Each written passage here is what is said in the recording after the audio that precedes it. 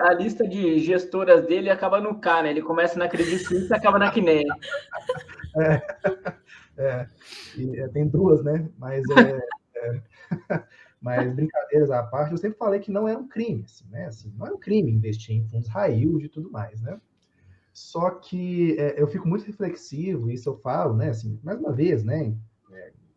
Inclusive, a gente faz lives aqui com. Inclusive, a gente fez uma ontem, né, B, que a gestão do AGRX falou, não, a gente é high yield, tá? Explicaram muito bem Sim, explicado. a R11, nós falamos semana passada também. Sim, e não é crime, né? Inclusive a gestão ontem, né, me deu uma aula, assim, os caras incríveis e tal. Então não é crime, beleza. Mas algumas coisas também a gente tem que olhar, só complementando o que vocês falaram do Tord, para mim eu fico muito reflexivo com conflito de interesse também, né? Então, assim, é, não existe regra para isso, na minha opinião, tá? O que é conflito de interesse ou não? Mas tem algumas coisas que você meio que levanta uma bandeira amarela, ou às vezes até vermelha, né? No caso do Deva, no caso do Tord, enfim, todos esses aí que deram, os fundos aí que deram, né, enfim, falar, um fundo bomba que o povo tá brincando aí, né, os fundos que deram aí um grande problema aí, eles tinham toda essa questão também, né, então a pessoa realmente tem que entender o que está acontecendo, isso é uma visão que realmente a pessoa vai, na minha opinião, tá, vai ter com o tempo, estudando, olhando, né, por quê? Porque ele vai ver um fundo, aí ele vê a mesma operação em outros, tem muitos fiagos, né, aí vem no outro, aí vem no outro, poxa, essa operação é arriscada, qual que é a questão aqui? Mais uma vez, não é, pessoal, crime investir em fundo high yield, ou arriscado, você pode ter a pimentinha ali sem problema mesmo. Tem Mas que agora, dosar na porcentagem, né? Lógico. Mas pode, sim. perfeito, né? Então, assim, eu não invisto, mas eu sempre falei, gente, assim, é, não tem problema, desde que você... Conforto, né? Sim, você vai saber o que está fazendo. Se você não tem ali o estômago para isso, como é o meu caso, você não entra, né? Se você não... Como é que o povo brinca do profissional? Você não sabe, não entra, né? Sem a Tem ajuda as do profissional. doenças. Então, assim, é isso. Não tem problema, desde que você saiba muito bem o que está acontecendo. Aí tem um amigo nosso, Estela, que é o filho da mãe, que é o Thiago, veio até numa live nossa aqui também, ele brinca que o Tord virou um no yield, né? Antes era um high yield, ele virou um no yield, né? Ou seja, zero, Zerou. zero. Não, Mas, por favor. Não, desculpa, pode finalizar. Não, eu ia Não, emendar na o outra que eu ia pergunta. falar é que era um desastre anunciado. Era algo. Eu gravei vídeo. Eu tava procurando aqui a data, eu gravei um vídeo no dia 25 de setembro de 2021, falando que o risco no HCTR, e no vídeo eu falo também que todos os outros, Deva, Versalhes, Tord, todos juntos, que o risco tinha subido. E falo justamente nisso, né? No risco duplo, nas mesmas operações dos dois lados, concentração em CRIs, da Gramado Parques, eu falo no vídeo. 25 de setembro de 2021. Então, assim, a gente sabe que vai acontecer. A gente só nunca viveu isso, porque os fundos high yield são muito novos. E um fundo de papel começa a dar problema depois dos 2 anos, 3 anos de rodagem. Então, era algo que ia acontecer. A gente só não sabia, né, que ia ser essa catástrofe de falar de 50% do PL do fundo com problema. 60% do PL do fundo com problema e todos os fundos falando ao mesmo tempo. Por quê? Porque eles todos são geridos pela uma gestora mãe ali, que é a mesma, né? Tem a Devan e a Equitare, mas o controlador é o mesmo, então era tudo repetido, né? Os CRIs tudo igual. Então, muita gente diversificava a carteira e tinha Deva, HCTR, Tord. Eu peguei gente no meu direct falando que tinha 50% da carteira em HCTR, na época que pagava R$2. E assim, a gente assusta, porque a gente vê os riscos. E como vocês falaram, realmente, só na prática que você vê essas coisas. Mas hoje em dia, tem muito conteúdo gratuito, tem muita gente falando dos riscos. Então dá pra gente aprender com os mais experientes também, né? Eu tô sempre alertando para esse tipo de coisa no meu Instagram. A gente vê pessoas falando, eu vi esses dias. Você como que é? 70 mil reais investidos, você pode ter R$1.000 de dividendo.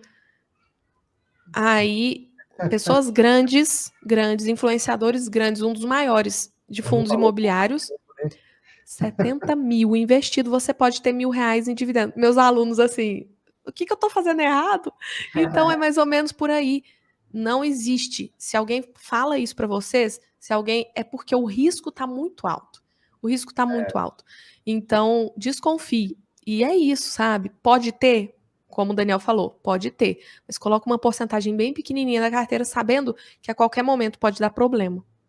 Sim, e antes de passar, né, já que a gente está falando disso, e, gente, assim, acho que até você já falou isso, Estela, não sei quem, um dos nossos influenciadores amigos, né, que a gente tem em vários grupos, eu e o B também, a gente está em vários também, enfim, que o quanto que é interessante nessa época de aporte, em perspectiva mesmo do que você ganha. Por exemplo, você pega lá 2019, para você ganhar o que você ganha hoje, você tem que aportar muito mais.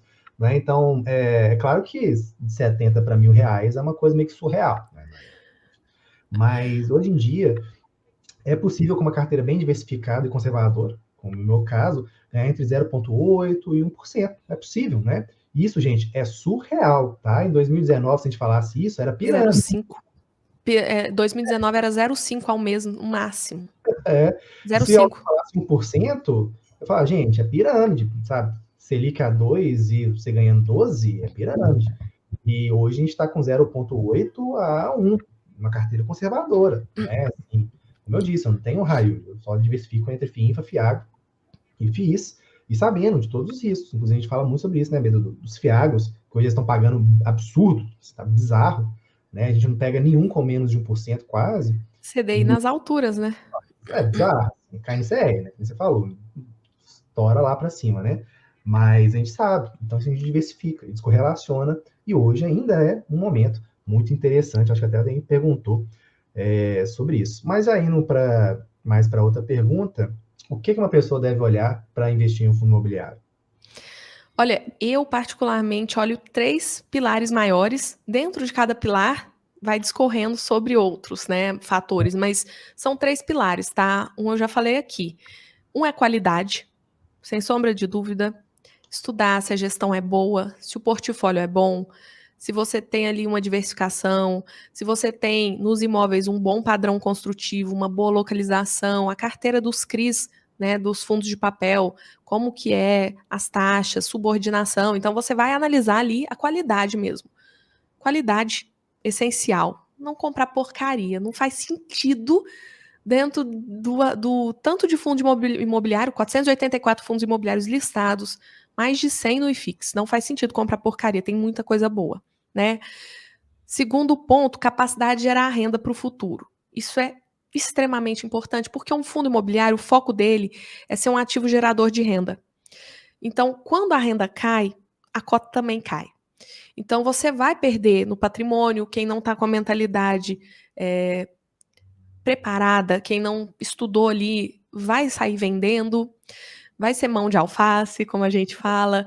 Então, capacidade de gerar renda, estudar o fundo, olhar os inquilinos, se ele tem concentração. Lojas Americanas provou pra gente que não existe inquilino intocável, maravilhoso e excelente. Não existe. Infelizmente, é muito triste, porque foi a maior fraude que a gente já viu, 50 bi de fraude, grupo de WhatsApp para sacanear aquele mar de gente que trabalhava com eles, né, e acionistas e tal. É muito triste isso. Mas, ver diversificação de inquilino, diversificação de imóvel, DRE, o que está entrando no fundo? Existe um não recorrente. Esse mesmo influenciador que fala dos 70 mil investido para ganhar 1.000, falava que o RISA distribuía o que distribuía recorrente. Olha que coisa absurda. Daqui a pouco o povo vai estar falando que o Bresco vai distribuir esse valor que ele vai distribuir, porque são 4 anos que ele vai distribuir o não recorrente dele, vai falar que é recorrente. Aí quando acabar o prazo, sai todo mundo desesperado. O RISA Terrax pagava, eu até esqueci, 1,25? Acho que era 1,25 todo mês. Nossa, o pessoal... Eu não ouvi falar, eu vi ele falando. Ele falou que o RISA pagava recorrente. E era venda de fazendas lucrativas, ele teve muito lucro, agora está pagando 80 e poucos centavos e depois despencou. Então você tem que entender a renda do fundo. Não é errado ter ganho de capital, faz parte, um fundo de tijolo está ali para vender terreno com lucro, para desenvolver e ter lucro depois, para vender o imóvel. tudo tem preço, como o Bernardo falou, e o fundo imobiliário está ali para pôr dinheiro no bolso do cotista. Mas você tem que entender o que é o recorrente do fundo, ele vai continuar pagando quanto, até para você ver o seu preço teto. Não adianta pôr que o fundo paga 1,25 e o preço teto é X, se depois vai cair para 80. Então, isso é muito importante, capacidade de gerar renda. E o preço. O preço é o último que a gente olha. Não corra atrás de dividend yield. Como o Daniel falou, isso muda de acordo com o momento do mercado. Então, em 2019, era 0,5, uma carteira conservadora. Hoje, 0,8, 0,9, uma carteira conservadora. Para chegar no 1%, em fundos imobiliários, você tem que correr riscos. Há pouco tempo dava muito. Tinha muito fundo bom, qualidade, pagando 1%, mas agora já subiu, não tem mais. Então, assim, comprar barato. Comprar barato te dá margem de segurança. Nenhum fundo é perfeito. Fundos são geridos por gestores, que são pessoas como nós. E essas pessoas mudam de fundo. Então, o gestor, a gente já viu isso acontecendo. O IRDM foi fundado pelo Rafael, que era gestor do VRTA. Então, ele saiu do VRTA, foi para o IRDM. Pode fazer isso de novo? Pode. O gestor morre, gente. É carne como um agente. CSHG. Uma das melhores gestoras do mercado, problema no banco suíço. Sim. Pode afetar o fundo? Pode. Então, assim, comprem barato. Mas você só vai comprar barato se você conseguir analisar os outros fatores de qualidade, capacidade de gerar renda, né? Se você souber precificar o fundo e compre dentro do seu preço teto. Se passou o preço, não compra. Sempre tem oportunidades. Foca, você quer aquele fundo, uma hora cai, uma hora você compra. Então é muito por aí, tá? Então, preço. E nada de precificar com PVP, fundo de tijolo, não. Esse é uma live só para isso. B, você quer complementar? Não, excelente, cara. É isso que a Estela tá falando, né? Eu dou um valor muito grande à gestão, assim, né? Eu realmente precifico isso e entendo que o mercado precifique de forma mais agressiva também, né? Se a gente pegar os fundos da Credit Suisse, da Kinea, né? É natural isso. Porque gestão envolve muita coisa, né? Como a Estela colocou, claro, o gestor pode mudar de casa, isso é natural, o mercado está aí para isso, mas quando a gente pega, por exemplo, essas assets, né? Que tem ali essa cultura de partnership que a gente tem visto crescer cada vez mais. Também a gente observar o track record desses gestores, né, nas casas que eles passaram, nos outros fundos da casa. Falo sempre, né, do gestor cumprir aquilo que ele promete, né? Então, o cara falou que não ia fazer emissão abaixo do VP. Tem um fundo que a gente fez uma live, cara. O cara falou, não vou fazer emissão abaixo do VP. E passaram ali alguns meses e veio a emissão abaixo do VP, né?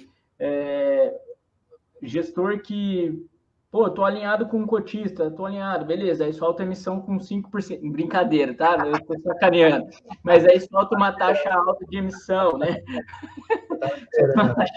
uma taxa alta para distribuição, né? Qual é o alinhamento de fato, né? Eu sempre prezo, né, por o cara que cumpre aquilo que promete, né? Eu gosto muito disso. Eu falo que o relatório gerencial, às vezes o cara esquece o que ele escreve. E eu pegava muito no pé do XPCI. Tô abrindo meu diário aqui, né? Que coisa linda. Mas eu pegava muito no pé do XPCI, porque durante vários meses ele dizia assim no relatório: estamos observando oportunidades high yield para compor a carteira do fundo, embora seja um fundo high grade e tal. E eu fiz um vídeo, tá aqui no canal. Faz 6 meses que estão falando isso, vocês só compram operações mais high grade. Ou seja, tinha um Ctrl+C, Ctrl+V. Até que um dia esse parágrafo sumiu do relatório. Ótimo, cara, não tem problema nenhum. O fundo fala assim, não, eu sou um fundo high grade, minha proposta é essa e tá ok. Agora, não ilude o cotista, né? Então, isso me incomoda demais. Então, eu brinco